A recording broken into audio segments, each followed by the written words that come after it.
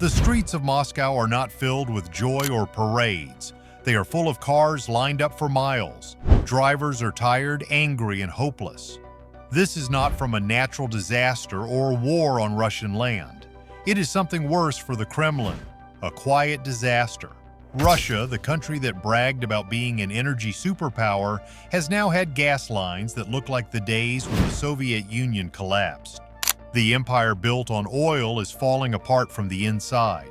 For the first time in decades, many Russians see that the promise of endless fuel was never real. Everywhere, people waited at gas stations for hours or even days. But when they get to the pump, they hear the same words. It's gone. This is more than just a problem. It is the fall of the whole system. Factories are shutting down. Crops are going bad in the fields. Workers across the country are sent home with no clear return. The powerful rich men are losing money, and rumors spread in Moscow as Putin's war finally hit Russia's most important lifeline. It's oil.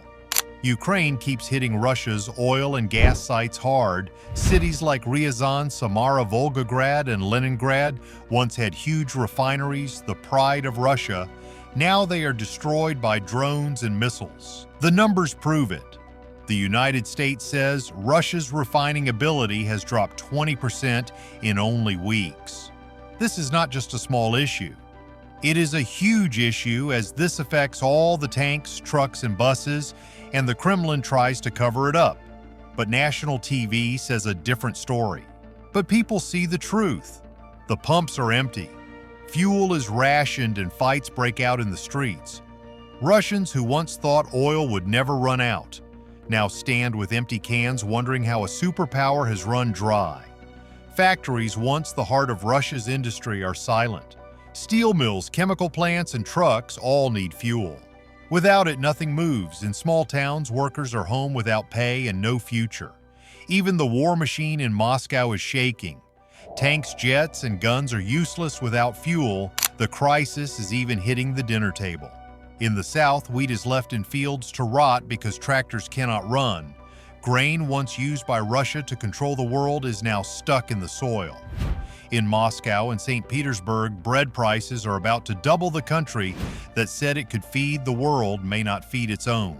The Kremlin tried to fix things by banning fuel exports until the end of October, but it failed. The ban may keep a little fuel at home, but it kills profits from foreign sales, and Russia's budget is already weak. Every ruble lost is money gone from the war in Ukraine. The rich men who stood by Putin now feel the pressure. Their profits are gone. Their secret fleets losing money on shipping and insurance. Their luxury lives are fading. Big companies like Rosneft, Lukoil, and Novatek are crushed by sanction strikes and high cost. For leaders like Igor Sechin, Gennady Timchenko, and Leonid Mikhelson, the river of oil money is now in a pickle.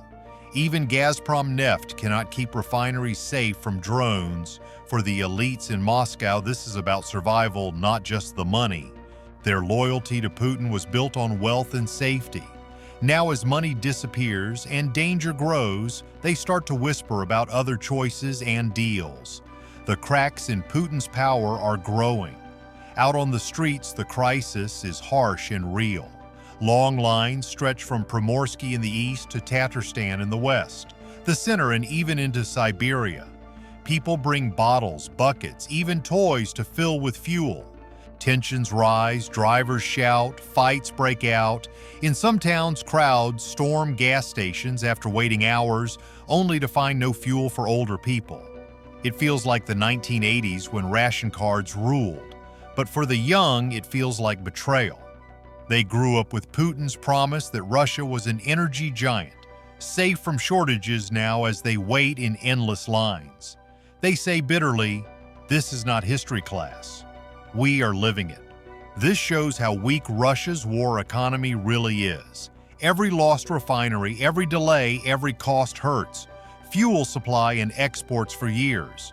Moscow sold oil to China, India, Turkey, and Brazil after Europe closed its doors, but those ties are breaking. Russia can still pump crude, but without working refineries, it cannot make gas, diesel, or jet fuel. The world feels the shock. Diesel powers trucks, ships, trains, and farms.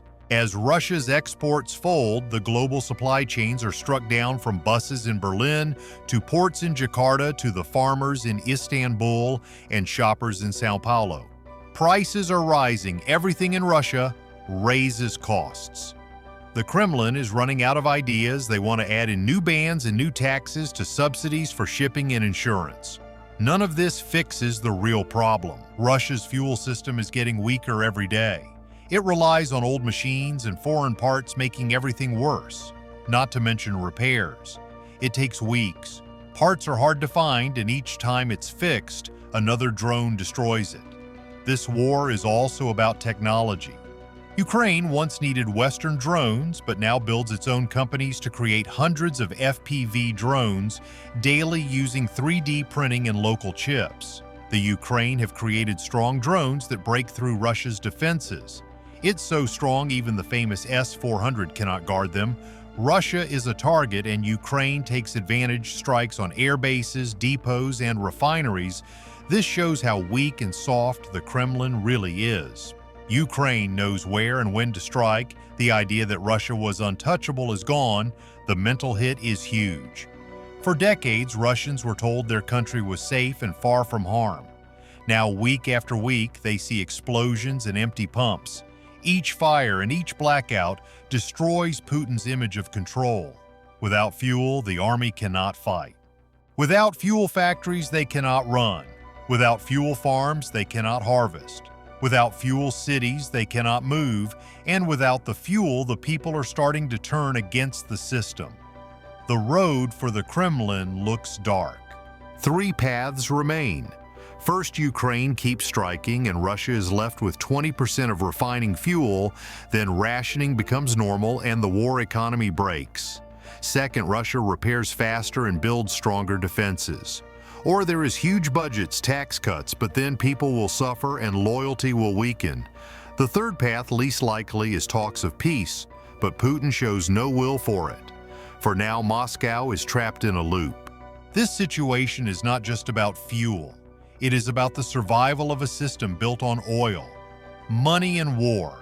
People waiting in lines in Moscow know it, even if they cannot say it. The workers sent home, the farmers watching fields rot, the parents with no fuel to drive their children to school, all of them see an empire falling apart. The Kremlin's nightmare is real. Russia, the so-called energy giant, is running on empty.